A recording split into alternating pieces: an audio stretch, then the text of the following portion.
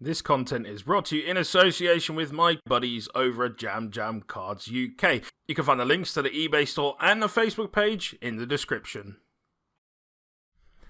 Hi guys, it's Joe here from Rufioh. Welcome to the channel. If this is your first time here, welcome aboard. You should definitely hit subscribe and the notification bell before you realise how fucking garbage this content is. Now, if you weren't aware already, I managed to get hold of 3 copies of this structure deck, and I thought I'd go ahead and make use of the couple of extra decks here so that we can make a best deck that you can make out of 3 copies of this. Certainly my opinion, so of course there's going to be other people who think differently, but the idea is that you'll be able to pick up all 3 copies for yourself and make a workable deck, and that's exactly what we're going to try and do in this video. So we're going to open these 2, and we're going to combine it with the one I opened for the video, and hopefully we'll have a workable deck. Now, if you are someone who's looking to pick these up and maybe pick up some singles to go along with it, you should check out the channel sponsors, Jam Cards UK. There will be a link down in the description to their eBay store, and if you go ahead and use that, along with a 15% discount code, which will be in the description as well, Rufioh15, you'll get a nice discount on that order. Also, if you are a big fan of the channel, maybe you're checking us out for the first time, maybe you're interested in getting some signed cards, do let them know when you place your order, and they'll be able to get it over to me. It will add a small delay to the time, but we'll be able to get those out to you. Now anyway, that's enough waffling on from me. Let's get stuck in to this triple structure deck profile.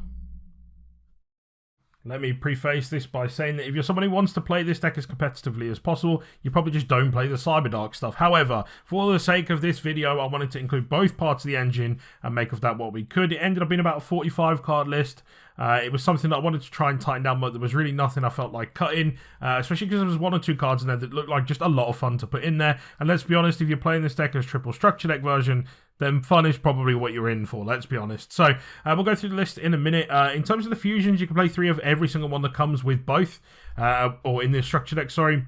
Because you have the space to do it. There's a lot of really cool cards that I would have liked to have played in here. For example, I think it's Veered, the one that summons and then turns everything to level 5. However, there's not much point because we're not playing Infinity and all of that. Those are the kind of cards you are going to want to pick up to complement the deck. If you are someone that's looking to just play the Cyberdark stuff or just the Cyber Dragon stuff, of course, you want to go more heavy down those routes. But in the interim, this is what I would recommend. So we're starting off with the main deck. So we've got triple copies of Cyber Dragon.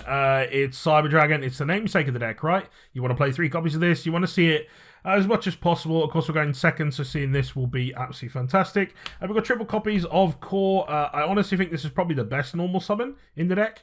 You need to play it at 3 in my personal opinion, and that doesn't change for this one. We've got double copies of Naxter. There've been temptation to play more copies of this, up to 3, but again, I wanted to trim some of the fat, and 2 seemed absolutely fine. Much the same for hers. Again, one that I felt like I could play more copies of, but 2 copies is absolutely fine. And then finally, a single copy of Fear. That pretty much rounds up our main Cyber Dragon monsters for the deck. And again, just depending on your taste, you can adjust. This is just to give you some ideas of what you could do to set up to get yourself started. We have a single copy of Gizmek Orochi. This card is absolutely bonkers. You want to play that in here. Cyber Pharos seems like an interesting card. It's not one I've really done any testing with or anything, but it seems like a really cool card on paper, just being able to get you a lot of fusion summons and that kind of thing. And it's easy enough to get on board. A single copy of Jizukiru. That rounds off our Cybers and our kind of other stuff in the main deck. Next up, we move on to our Cyberdark cards. So onto our Cyberdark stuff, again, I felt like I really wanted to play a big engine, so fitting both in here made this very difficult. So for that reason, we've gone pretty much just as an engine rather than as the actual deck focus. So we've got a single copy of the Cyberdark Chimera, really, really cool card, of course, searches you Power Bond. We've got 1 Claw, 1 Cannon, 1 Keel, 1 Edge, 1 Horn. I really wanted to play more copies of this and more copies of this as well as this potentially. But I think 1 of each is enough to see your fusions and things like that. Correct me if I'm wrong, but honestly this seems absolutely fine. Just as an engine and just to be able to play all of those Cyberdark cards. And then our final 2 monsters in the main deck, we have a single copy of Gale Dogra and a single copy of Attachment Cyber. And this is, of course, is just for your like your additional bits and bobs. And your Gale Dogra, of course, gets your extra deck monsters into the grave, which allows you to use a lot of the broken spell and trap support that they've actually printed in this deck. Then onto our spell lineup, we have double copies of Cyber Repair Plant. Just 2, that's really all I could find the space for. We then have triple copies of Cyber Emergency. This is a must run at 3 in my personal opinion. It's wrong to run it anything else. 2 copies of Cyber Load Fusion. Again, a card I felt like I could play more copies of, but 2 is all we get in here. Of course, trimming that fat down. We're playing the brand new Cyberdark Realm and the Cybernetic Horizon. Both of these cards are really cool, but just make it in as one-offs. Again, just cutting the space, but these are enough to get you over the line. The single copy of Fusion Deployment, quite a cool concept on paper. I don't really know how it works in reality. Again, we're just looking at cards, reading them and thinking, okay, these might make for good options for the deck. Single copy of Limiter Removal. Again, I really wanted to play more copies of this, but this is all we could fit in. 2 copies of Machine Duplication, much the same. If there was any that you were going to up, this would probably be the one I'd put to 3. Although the problem is a lot of the time after your first turn, they really don't do much for you. We then have a single copy of Cyber Eternal. The fact that you can ignore summoning conditions is kind of cute. A single copy of Power Bond because it's absolutely broken. And a single copy of Overload Fusion. These are, of course, power cards that you want to see, but not the kind of cards that you want to see in your opening hands. Ideally, you want to be able to search them like we can now, and that kind of thing as well. Now rounds up our spell lineup. Now onto our traps. Of course, we already know we are definitely playing triple copies of Infinite Impermanence. You should be playing this in any kind of deck, whether it's meta, whether it's casual with your friends. Now you've got easier access to it, and especially as we're going second, you want to play this. If you're made to go first, doesn't matter because you can set this and it's still very, very strong. An absolute must play at a 3 of. We have 2 copies of Paleozoic Canadia. I wanted again to play this at 3 just so you can book your opponent's stuff down, but again, trimming the fat a little bit, this is what we ended up on. And then finally we have 2 copies of Cybernetic Overflow. If you wanted to cut numbers down again, you could cut one of these as well, but I feel like 2 is strong considering this is one of those mixed decks with a little bit less emphasis on competitive viability and more just about it playing and being fun and usable. And that does indeed round off our main deck. Of course, no side, because that's not the point of this video. And then we go on to the extra deck again. This is pretty self-explanatory, but I'll show you people just in case.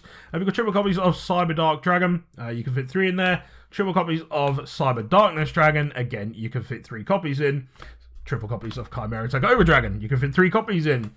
Triple copies of Cyber End Dragon. You guessed it, you can fit 3 in. And Cyberdark End Dragon as a 3 of our cover card. Absolutely busted, potentially, especially if you can pull it off. 5k attack monsters potentially attacking up to 5 times. Seems pretty strong to me.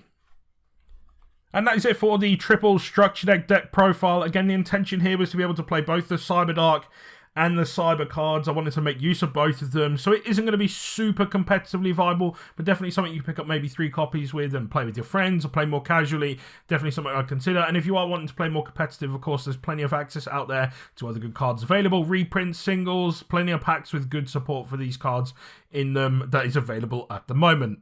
Now, hopefully, by virtue of the fact that you made it this far into the video, you've enjoyed it enough to hit subscribe, or at least hate it enough that you couldn't possibly look away. So if this is the kind of content you enjoy, we do plenty more as well. We do deck profiles for other kinds of stuff, including meta relevant. We do combo tutorials, we do how to play videos, we do locals vlogs, event vlogs, and all of that other good stuff.